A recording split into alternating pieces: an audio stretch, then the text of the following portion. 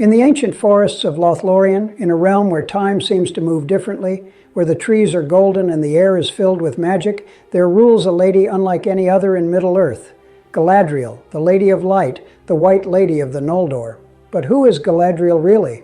Where did she come from? How did she become so powerful? And most importantly, why does she remain in Middle-earth when so many other elves have left? Hello, everyone. Welcome to Middle-earth. Today we will try to understand together one of the most powerful and mysterious beings in Tolkien's universe, Galadriel.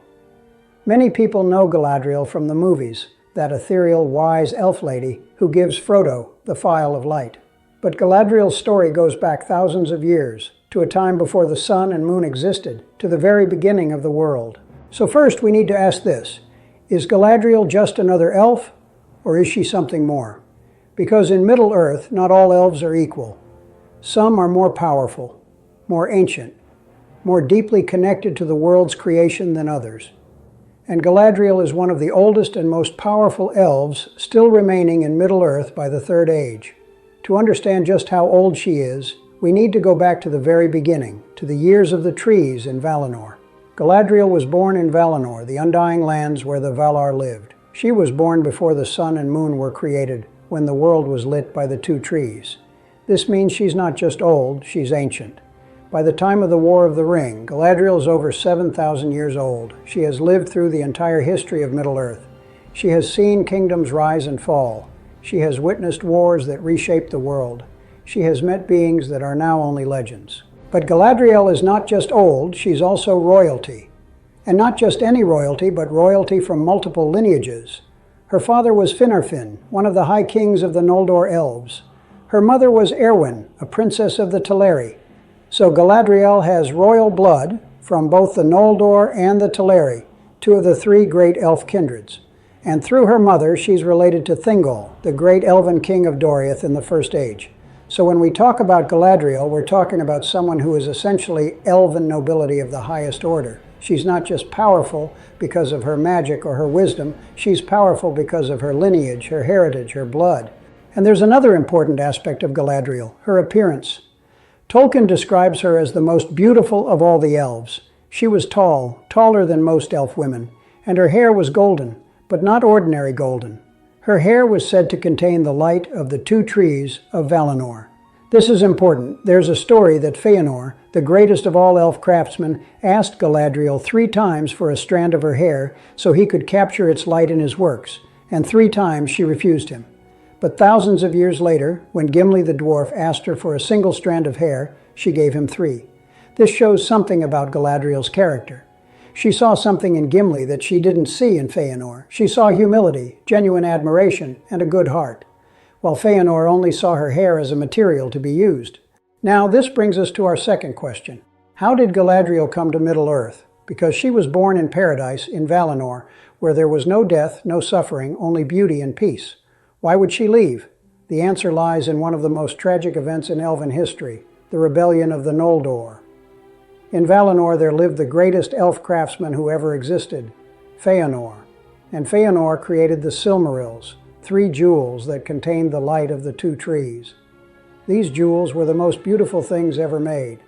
But then Morgoth, the first Dark Lord, stole the Silmarils. And he didn't just steal them, he also destroyed the two trees.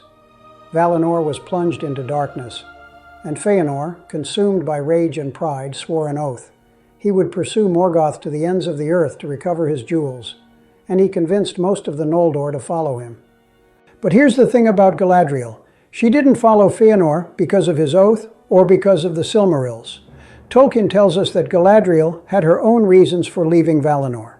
She was proud, she was ambitious, and she wanted a realm of her own to rule. In Valinor, she was just one princess among many, but in Middle-earth, she could be a queen. She could have her own kingdom, her own power. So Galadriel left Valinor not out of vengeance or obsession like Fëanor, but out of ambition and desire for independence.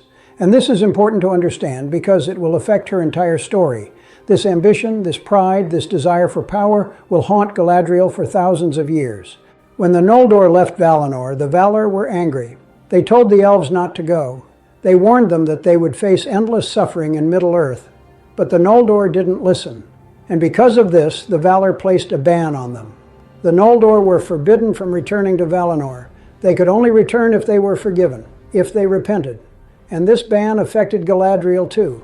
Even though she didn't participate in the worst crimes of the Noldor, even though she didn't shed blood in the Kinslang at Alqualande, she was still part of the rebellion.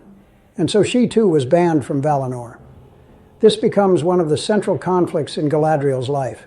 She cannot return home. For thousands of years she remains in Middle-earth, unable to go back to paradise. So Galadriel came to Middle-earth in the First Age. And what a time that was. The First Age was a time of great kingdoms, mighty heroes, and terrible wars. Morgoth ruled from his fortress of Angband in the north, and the elves and men fought against him for centuries. Galadriel lived through all of this. She dwelt in various elven kingdoms, Doriath, Nargothrond, and others. She met some of the greatest heroes of the age, Beren and Luthien, Hurin, Turin. She witnessed the fall of great kingdoms, the deaths of mighty kings. And through it all, she grew in wisdom and power, because Galadriel learned from everything she experienced. Unlike many of the Noldor who remained proud and unbending, Galadriel began to change. She began to understand that pride and ambition were not virtues, but flaws.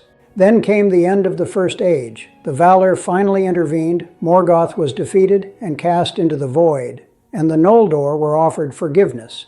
They could return to Valinor if they wished. Many did, but Galadriel didn't. Why? Because by this time she had met Celeborn, an elf of Doriath, and they had married.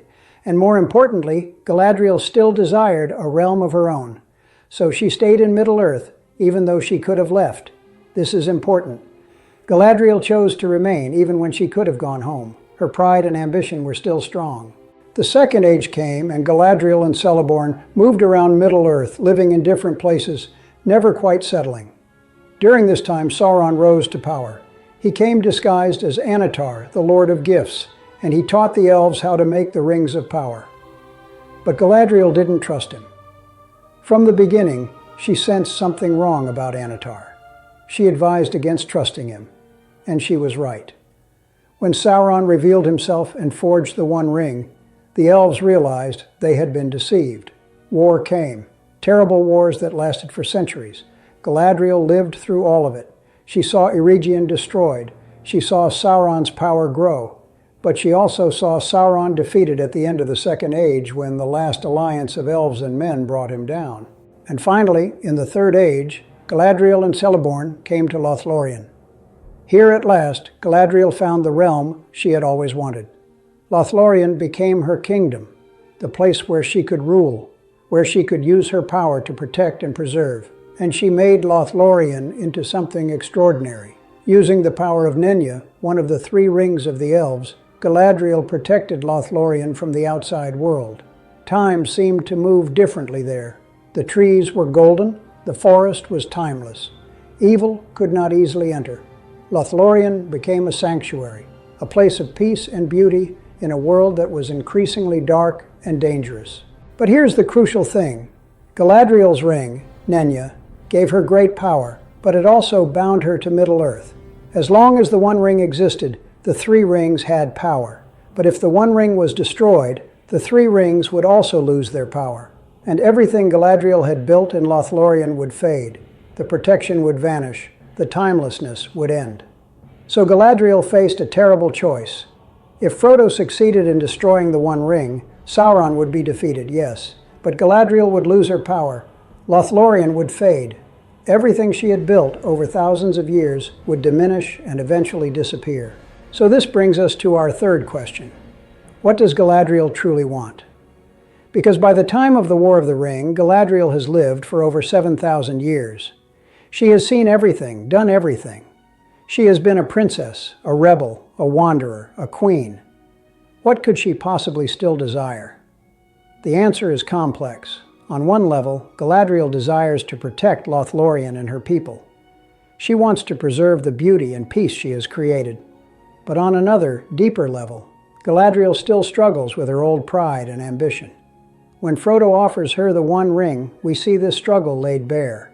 This is one of the most important scenes in the entire story. Frodo, overwhelmed by Galadriel's power and wisdom, offers her the ring. "You are wise and powerful. Would you not take the ring?" And Galadriel is tempted, deeply tempted. She shows Frodo what she would become if she took the ring. In place of a dark lord, you would have a queen. Not dark, but beautiful and terrible as the dawn, treacherous as the sea, stronger than the foundations of the earth. All shall love me in despair. This vision shows us what Galadriel could become. She would be as powerful as Sauron, perhaps even more so. She would rule all of Middle-earth. Everyone would worship her, fear her, love her against their will. She would be beautiful, yes, but terrible, a tyrant. But then something extraordinary happens. Galadriel refuses. After thousands of years of desiring power, of wanting a realm to rule, when ultimate power is offered to her, she says no. I pass the test. I will diminish and go into the west and remain Galadriel. This is the moment of Galadriel's redemption. This is when she finally overcomes her pride and ambition. She chooses to let go of power, to let go of control, to let go of everything she has built, because she knows that taking the ring would corrupt her, would turn her into something evil, and she would rather lose everything than become that. This is why Galadriel is such a powerful character. She's not perfect. She has struggled with pride and ambition for thousands of years, but in the crucial moment when it matters most, she makes the right choice. She passes the test that she has been facing for 7,000 years, and by passing this test, she finally becomes free. The ban on her is lifted. She can return to Valinor now, not because the Valar forgave her, but because she forgave herself. She overcame her own flaws. The reason why Galadriel is who she is, I think these are. She's not just a powerful elf or a magical queen. She's someone who has lived through incredible experiences and has been shaped by them, someone who made mistakes and learned from them, someone who desired power but learned that letting go of power is sometimes the greatest strength. What do you think? Is Galadriel the most powerful elf in Middle-earth? And what would have happened if she had taken the ring? These are questions we can think about. That's all for today. If you liked the video, please don't neglect your comments. I read all of them, you can be sure. You can like. You can share with your friends. Those who want to support more can support from Patreon or YouTube membership. See you. Take care of yourselves.